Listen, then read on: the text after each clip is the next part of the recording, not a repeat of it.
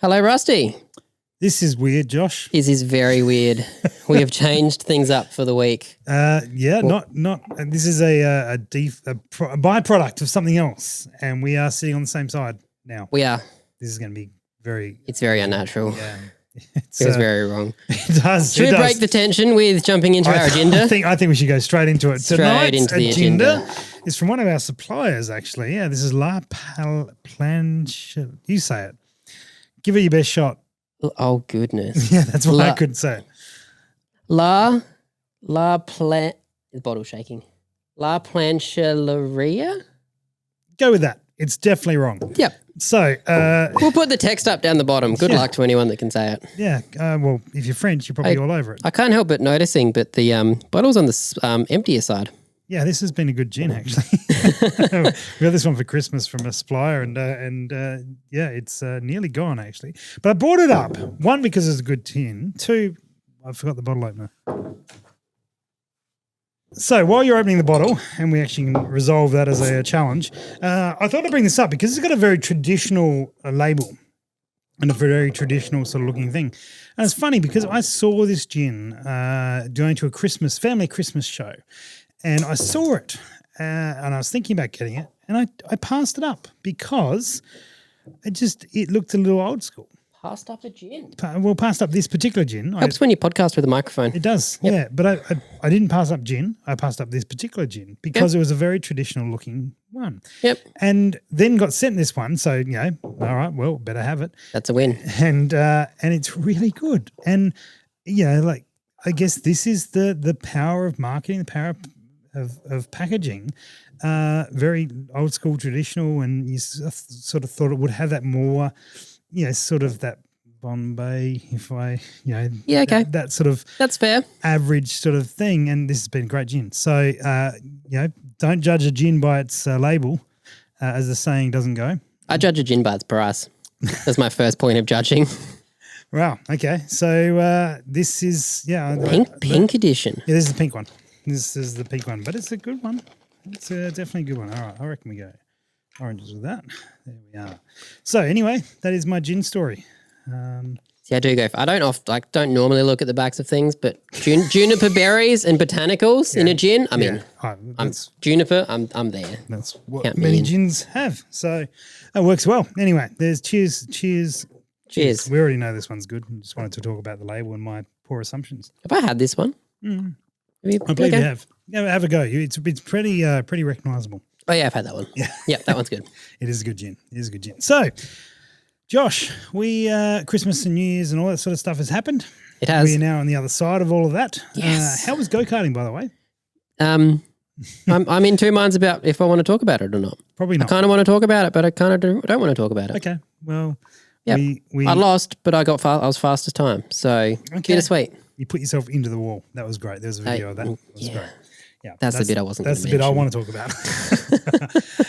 Good. Anyway, that was great. Christmas show, all that sort of stuff, and now we're back. And so we are from time of recording this 9 days away from getting on a plane and to go to the US. How do you say that's a number I could have gone without knowing. Yeah. Well, now you know. No. What do you say when you're referring to the United States of America? Out of interest. I don't know, just US. US? Yeah, that seems to be common. Why is there the A? I guess I know why America, but it's just US. It's easy. Okay. Simple. No worries. Yeah, US of A. Or just Vegas, baby. We are going to Vegas. This is true. So for our other company, there's a industry related trade show on in Vegas. However, interestingly enough, today we picked up a client for captivating attention in Vegas to do while we're there, who are an Australian company. Yeah. So I thought is one of those little ideas that sneaks into your head and you're like, you know what? That might just be crazy enough to work. So I see why, like for a company like that, though, it makes sense. Well, let's explain what the story is. So we're going to this trade show. Yep. And so we've spent all the money to go, and our goal is to make a lot of content. I've got some meetings while I'm over there for the other company and for just general business. Now, a number of people from this company are going, and this is the same for a number of people in Australia. They're sending people over there, but they're not really going to send over a media team. They're not going to send over. A couple of companies are big enough; they do actually send a couple of guys to make videos and stuff like that. Yep. But for most, they're not going to. Right, and then they'll hope that their sales team or purchasing officers will take a couple of photos, and the media team will like, "Oh, can you please get something? Please," and they won't. I guess we should also clarify. This is because they are a sub company. No, how do you say that? No, because they have a parent company, don't they? Is represented there. Let's not get into the jump out of that rabbit hole. I think that's cool. A very complicated process to go down. Anyway, so for them to be able to send someone, there's the wages, there's the flights, which are not nothing, the accommodation and then food and this and this. And so I guess, saying, well, hey, look, we understand the context not only of the industry, we also understand the context of the industry from Australia's point of view because it's got its nuances. You could hire a local team to go and do the same thing over there, but they're going to not take into account some of the restrictions that we would have in this industry in Australia. Yes. And so effectively they're sending, they only really need a day's worth of effort split out over the course of the 5 days of the event. But so anyway, I was thinking, I wonder if while we were over there, some other brands would like, and I hit up a few to see what it was like. And one brand was super keen. Yeah. And this is late. This is like the last week of before Christmas. It was only today that you came up and was like, hey, we're doing things for other people. And it's like, cool. Yep. Cool. Confirmed it today. So very exciting. But for us, I mean, it just allows us to reduce the actual offset of the price to go, which is useful. Yeah. It will be far from covering the entire cost of it. However, the costs are covered by the other company because it adds value to that. And this is like a little bolt on. So a little bit nice. It just covers it a little bit easier. But our first international work. It is. It's sort of. It is. It is.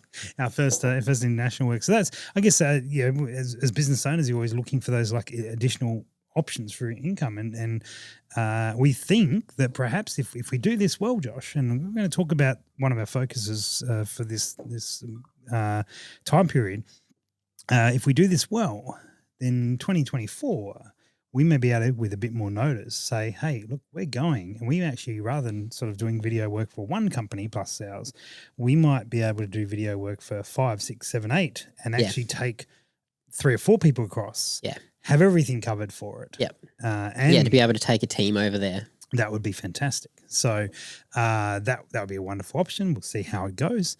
But we should talk about the focus from last time. We should. Before we're going to get back into the US. Before we go too far. Because that's very much all we're thinking about at the moment. But your focus from the last episode was about... It was on us. Was on us. Was on us. Very self-centered. Our content, because we've been focusing on other people's content, our content was very samey. Yes. We were drawing from the same pool. Yeah. Very much from the same piece of content. So you would look at the TikTok or the Instagram feed and it was different variants of the same thing or the same people and the same thumbnail. Which if you're discovering someone and you're like, I'm going to go see what they do more, and you jump into it and you go, oh. They do the same thing over Okay, and over. Cool. Sorry, see you guys. Not even sorry, just see you guys. I am going to go and look at our TikTok and see how we have gone. So, can you see the sweat starting to drip from nerves? I can.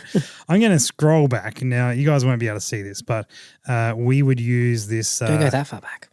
We would use this, the top and tail on our TikToks, and it was just... it's all from our virtual hangouts. Yeah, and there was video after video after video after video with occasional breaking up. So I'm looking at a full screen of 12 videos, and there are 2 that don't have that as a thumbnail. I'm now looking at another 12, and there are 3 that don't have that. Now, I'm catching up to about the time we did our last podcast, and I am looking at 12. 2 of them had those top and tail out of 12. 2 from the hangout. And then we've got Rahul dressing camera. We've got me dressing camera twice. We've got some scheduling thing. We've got someone editing, 2 people editing, someone bouncing a ball against the wall, and then some gratuitous equipment shots. We have a lot more diversity. Yes, we have diversified well. Which is good to be able to see. And what I find interesting about about this, I'm having a look on our Instagram as well, see how that is looking. I'm seeing the exact same thing. Yep. Recently, it is diversified, and then you jump back a little bit and you go, cool. Yeah. We are back in samey land. Yeah, but it's good to be able to see that conscious change, and it's better. It's more interesting. It means that if you are also, you get in someone's channel and you're flicking through, you're not just seeing the same video, different video, but the same format. Yeah. You lose it very quick, but you flick through and you see a lot of variety. That there leads what I call the Triple J effect. Now, for those who don't know, Triple J is a radio station here in Australia. Now, I haven't listened to Triple J for a long time, but back when I used to listen to it in the mid to late 90s and early 2000s, Triple J was known for – it had a real peak there for a while, but for much of its history, it was if you keep listening to Triple J, you'll find something you like. Yep. And I think the same thing – with this is like there's enough variety. If you keep going through, there's always that, and that's why we scroll with this stuff. You flick through and the next video could be really good. And if everything's the same, you very quickly lose hope that the next one's going to be amazing. Yeah. Whereas if you've got diversity, you're like, that was interesting. Not super amazing, but interesting. Other next one, that's different. Oh, that's cool. Yeah. And then you stumble upon the one that you know what? Yes, I'm in. Yeah, and so I think that having that for your channel is important. It also is more fun to create because yes. But looking at that, I'm looking at the videos, mate. These aren't videos that take mammoth more effort. These are videos that are drawn from similar sources, or maybe rather than one hero video being broken out and put out over the course of 2 weeks from that same video. You've done all that, but you have scheduled that out over a longer period of time. Yeah. And then there's a lot of just grabbing the phone and filming something, and filming a conversation, filming an idea, asking a question, responding to a question. Yeah. If not, some of them are if you counted the time that goes into making the other ones, you would get them out in the same time. Because you've got to sit there and edit the other ones. You've got to cut it all together. You got to export it. You got to schedule it. Being able to you pick up your phone, you press the button, you maybe cut the start, cut the end, and you press post. Very quick. Very good. Well, well done, Josh. Yeah. By changing it to a focus point, yes. I think we've actually been able to achieve it. We have. Achieve it. Yeah, and achieve it well. Well done. So go check out the socials and see Josh's all the different things we have. Fine work. Yep. Now, I've got to focus, but I'm going to hold off on it for the moment because we need to get back into how the hell we make a trade show interesting. Because trade shows are notorious for a lot of same content. Someone's released a new product and everyone interviews them about their product. And you can, I know from following this event from the last year's version, you could watch the same video from about 5 different people. And the thing is that the person that's got the product, they've now repeated what they're saying 400 times over the course of the trade show. So those videos are almost identical. Which is a way it is. So the goal with this particular show, guys, is that we go along and there's going to be new products that we do need to find out information about. There's also going to be, and these are relevant to our other businesses, and there's very interesting people and companies, and they know stuff, and being able to get some evergreen content from there that's not necessarily related to a product that's being launched, but it's related to sort of either a product range or their company or their history or something along those lines, or skill sets or something along those lines. And then, of course, you've got the fact that we are traveling across.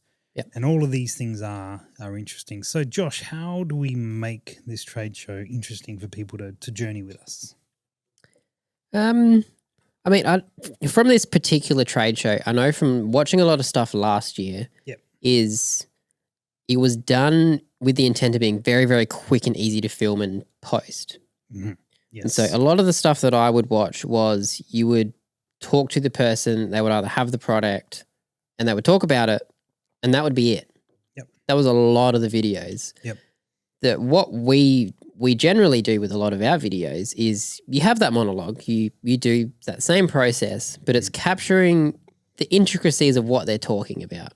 I didn't see a lot of that from last year. I mean, I could be wrong in the stuff that I saw. Are you talking B-roll? Talking B-roll. Okay, yeah. So being able to reference, this particular thing is brand new, being able to have that punched in, you're then looking at what they're talking about rather than you've got this big frame Someone shot like holding it, this. in their And hand. someone pulls it out and they go, oh, yeah, this bit here and this bit there. And you're sitting there on your screen going, I can't see I that. can't see it. I'm Yeah. sorry. It's so Yeah, small and little. But But you bring up a really good point, which you've sabotaged my goal for the focus, but I think you knew it was coming. Is that they do that at the counter of speed, yes. and so it's a trade show. Products are being launched. There's worldwide interest on these products. People want info now as soon as they can when they're not there. And you have that limited window, and especially for us being from overseas, is you want that content up within 24 hours. 24 hours, if not, you have sort of a week after, and then all interest is lost. Yeah. Like no one goes back the week after and goes, I wonder what happened there. There is significant strength in speed, in responding quickly to it, and to be getting stuff done straight up. I completely agree. Now, I went last year. Now, you haven't been before, Josh, but first time. This last year was my third time going, and I had the intent of making some videos, sending them back to you guys. You guys could edit them and put them up, speed and quickly and stuff. I didn't at all. No, they did not happen. I did not do a thing because I remember checking every single morning going, no. Okay. What are we going to do today? Because I was there sort of, to have meetings and do these things, and it was those have turned into very beneficial meetings that went on. So I haven't we're not upset. It was a very good show for us. Turned into dollars. Yeah. But that's why you're coming along this time, so that even if I do get tied up with all these opportunities, someone's still going to be walking around making videos. So speed is a big factor in what we're doing here. And so there's also the angle of how we picked up a client is like, hey, we're going to be able to put this stuff out quickly. You're going to be able to get stories out immediately, so that you can sort of represent. You'll have people at the event, but you'll get stories. Yeah, actually, you will get content to post during that weekend, during the week. And I guess that is a testament to the team that we have as well. Is we have, it's probably a strength for us over some of the people that are local to there. In that we have the ability to film a whole heap of things, go to the media room, dump a whole heap of footage. Mm-hmm. I'm not having to worry about sitting there going, I'm missing so much stuff, got to come up with this. I can then go, dump all that footage, upload it straight back here. And because of the time difference, it'll sort of work out for us that I go out, I capture a whole heap more content. And you actually, the timing it works out is you might get a few messages from the guys here saying, hey, what'd be really good is this. Yeah. What'd be amazing is, can you get this? And you either put it on the schedule for that afternoon or the next morning. Yeah. So you have it captured, ready for them. They've done 90% of the project. You're like, I'll go get it. They just need that extra little sprinkling on top. And then you go, cool, here it is. And then that's posted that afternoon. Yeah. That is the benefit here. Effectively, while we are asleep, drinking, there's back here editing getting done. And I think of the guys who go there on as their own sort of merit.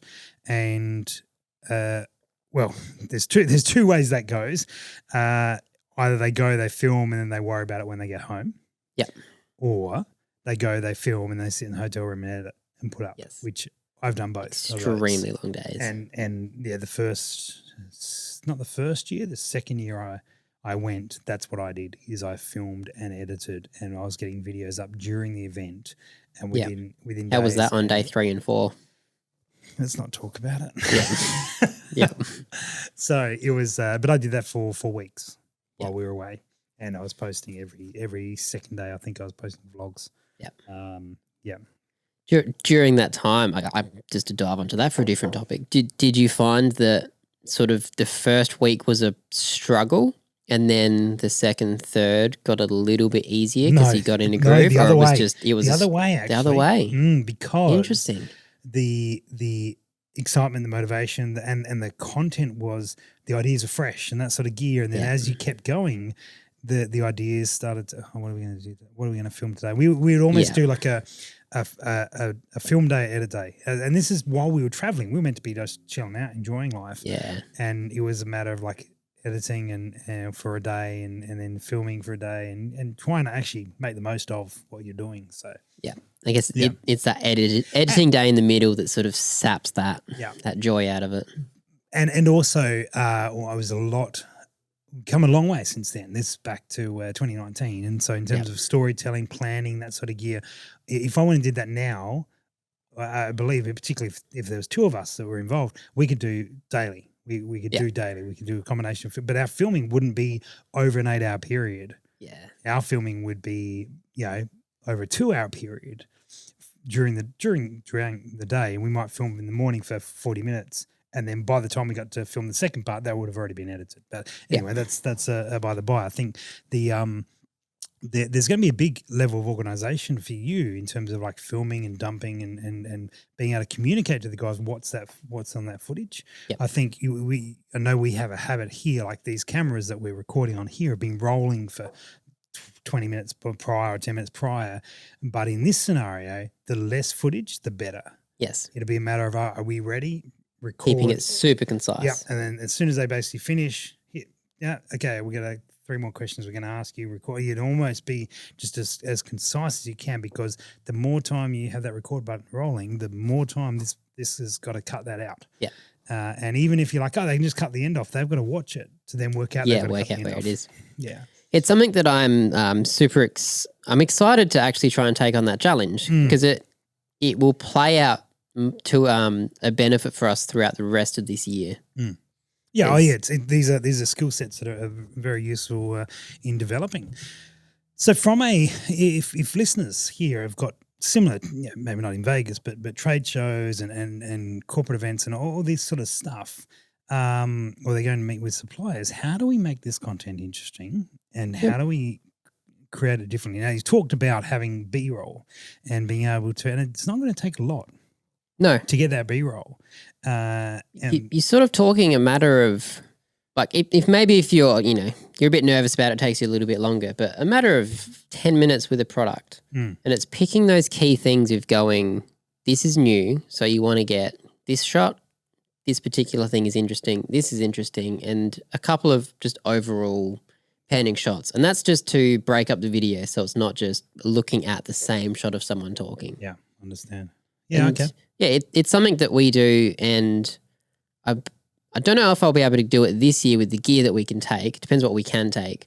But we film a lot where we have static shot, like the cameras we have here. They're sitting on a tripod. Yep. And I will stand off in a corner. Yes. Somewhere separate with the camera in my hand that I can zoom, I can get nice and tight on the shot. So all you're seeing is, this particular section here. Yep. And you're picking up, as someone's talking about a product, if they've got it in their hand, you're picking up them, that little movement of like, and this bit here, you're getting that in the shot as it's happening. Yep. Makes it much more dynamic. It changes the entire tone of a video. It does, immensely. Because it's you look at a video, unless you're really interested in that product, I know for myself. Or you've got really good talent on screen. Yeah, someone that's really interesting. They're extremely good with their hands and good with they're very dynamic and such.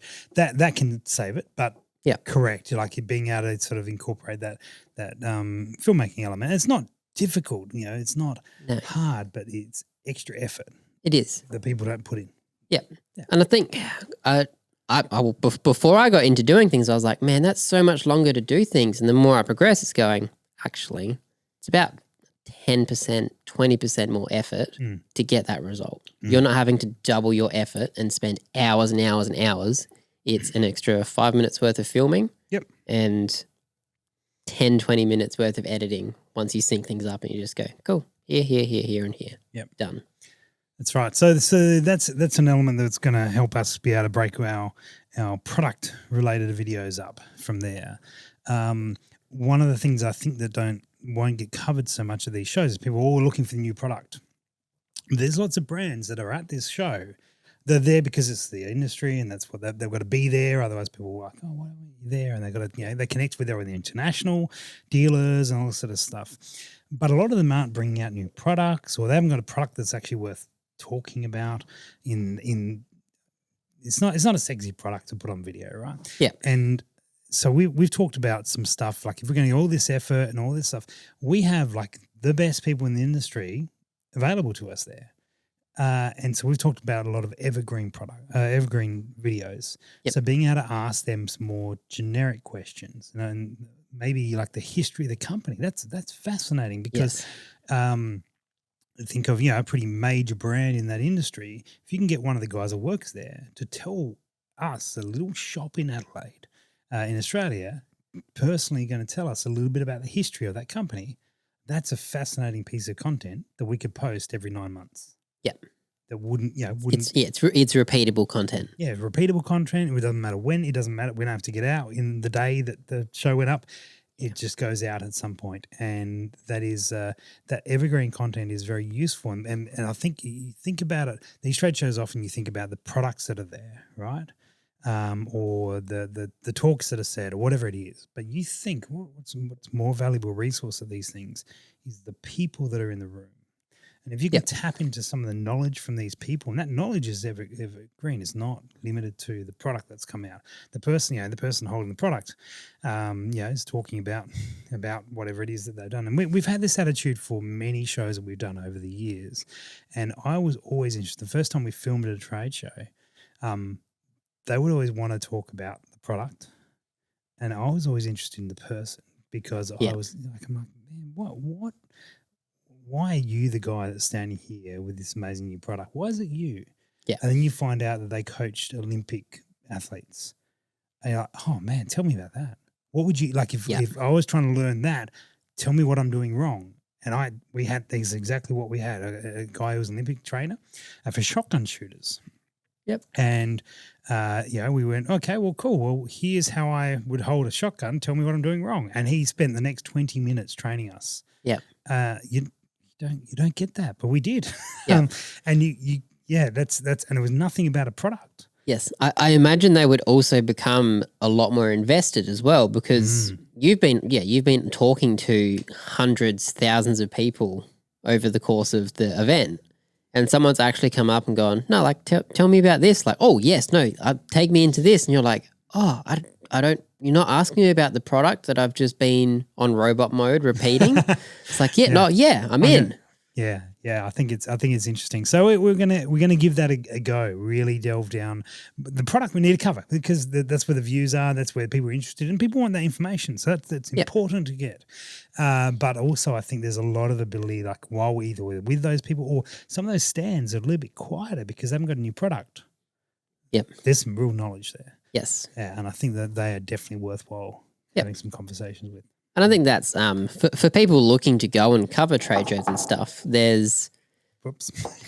Smashed my glass. There's working out your priority for what you want to get. So there's working out the things that you're like, cool, we need to get X amount of items before the week's over. Getting that stuff, and then if you smash that out in the first 2 days, like, cool, there's still 2 days left of this event. I can now go and get all of that content. Just lasts forever. I've done this show. This will be my 4th time. And at this particular show, I believe the stats are something along the lines. It's open for 4 days for 8 hours a day. Yep. Right? 8.5 hours a day.